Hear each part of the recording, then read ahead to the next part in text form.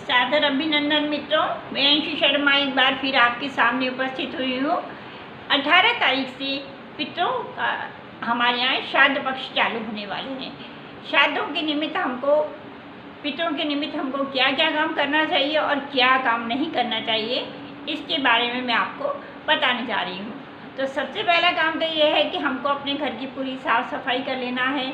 जो पितर हैं, जो हमारे पूर्वज हैं, उनकी फ़ोटो को अच्छी तरीके से साफ़ कर देना चाहिए और वैसे भी समय समय पर नियमित रूप से सफाई करते रहना चाहिए। कभी उनके ऊपर जाले वगैरह या धूल मिट्टी नहीं जमने देना चाहिए।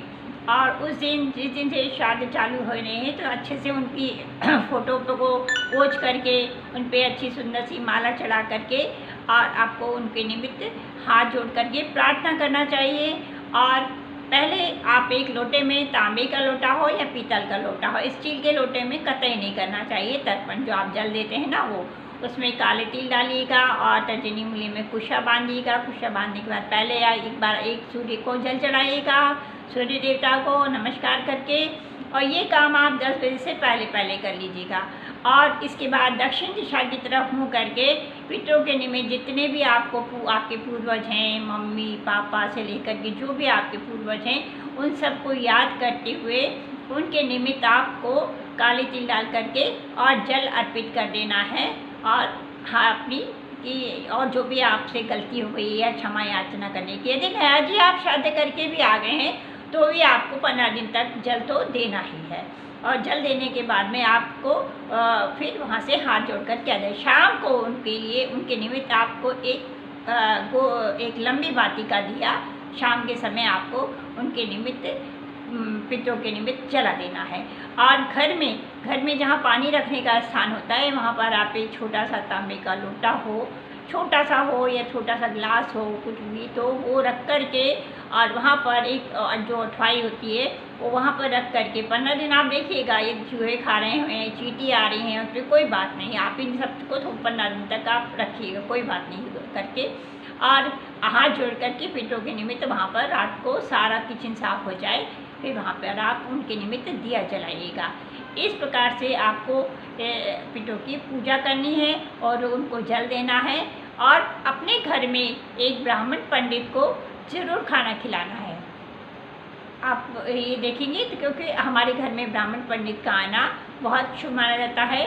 और गाय के निमित्त, कुत्ते के निमित्त, कौवे के निमित्त, अतिथि के निमित्त ये आपको इन 15 दिनों में इनके निमित्त ग्रास निकालना है। जो गया जी होकर के आ गए हैं उनको भी निकालना है। और हमको केले का दान करना है। और जब वो जल अर्पित करते हैं ना, जल तर्पण करते हैं उस समय हमको अपने माथे पर चंदन का तिलक लगाना चाहिए। चंदन का तिलक लगाने से उस समय हमें उस दिन हमारे माथे पे लाल तिलक नहीं होना चाहिए जिस समय हम जल दे रहे हैं उस समय। और माता पिता की सेवा से बढ़कर कोई और दूसरी पूजा नहीं होती है, कोई कुछ नहीं हो। और सब उनका आशीर्वाद मिल गया आपको तो आपको हर तरीके की आपकी हर जगह तरक्की होती चली जाएगी और हर तरीके से आपको कामों में सफलता मिलती चली जाएगी। हमेशा दक्षिण की दिशा की तरफ है पितरों की, पूर्वजों की फ़ोटो लगाई जाती है और वहीं लगाना चाहिए। एक फ़ोटो ये होती है, हनुमान जी की फ़ोटो होती है जो कि दक्षिण की तरफ देखती हुई लगाई जाती है, उत्तर दिशा में लगाई जाती है। और वो दक्षिण की दिशा की तरफ देखते हैं कि वो यम की दिशा होती है, जिससे कि हमारे घर में कोई भी बुरी चीज़ जो है वो अंदर नहीं आ पाती है, क्योंकि हनुमान जी की दृष्टि सामने दक्षिण दिशा की तरफ होती है। और हमारे अपने बच्चों की फ़ोटो या हमारी अपनी फैमिली फ़ोटो जो होती है उत्तर पूर्व दिशा की तरफ या पश्चिम की तरफ लगाना चाहिए, जो कि पूर्व दिशा की तरफ देख रही हो, जहाँ की उनकी दृष्टि जो है बच्चों की फ़ोटो की सामने पूर्व दिशा की तरफ पड़ रही हो। इस तरीके से आपको फ़ोटो लगाना चाहिए। कहीं उल्टी सीधी जगह पे लगाने से क्या होता है, गलत नकारात्मक प्रभाव पड़ता है, नकारात्मक घर में एनर्जी आती है, बच्चों का पढ़ने में मन नहीं लगता है और घर में चिड़चिड़ापन या इस तरीके की वातावरण रहता है। पूर्वजों के निमित्त आप लोग रोज़ नियम से जल चढ़ाइएगा और उनकी पूजा पाठ कीजिएगा।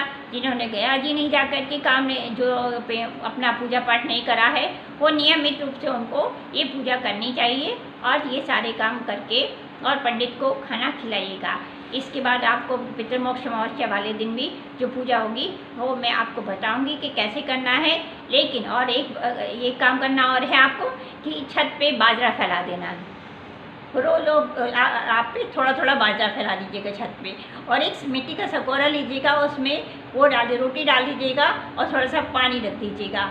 और शाम के समय पितरों के निमित्त दक्षिण दिशा की तरफ पीली लंबी बाती का दिया जला देना है। लंबी बाती का दिया जला करके आपको वहाँ पर रख देना है और पितरों के निमित्त हाथ जोड़ लेना है और प्रार्थना कर लेना है कि हमसे जो भी गलतियाँ हुई हों वो हमें माफ़ कीजिएगा, और आगे हम 15 दिन तक आपको इसी प्रकार से रोज करना है। तो ये मैंने आपको पितरों के लिए तर्पण कैसे करना है, जल कैसे देना है, ये मैंने आपको बताया है। इसी प्रकार से आप करेंगे, आपको पितरों का आशीर्वाद मिलेगा और आशीर्वाद दे करके वो खुश होकर के जाएंगे। इसलिए माता पिता यदि दिवंगत हो गए, स्वर्गीय हो गए, तो भी उनको नहीं भूलना है, क्योंकि माता पिता से बढ़कर हमारे लिए पूजनीय कोई नहीं है। तो आप लोग ये पूजा पाठ शुरू करिएगा। 18 तारीख को अपने घर में भी पूजा कीजिएगा। इसके बाद आप पितरों के लिए तर्पण कीजिएगा। जय श्री राम, हर हर महादेव।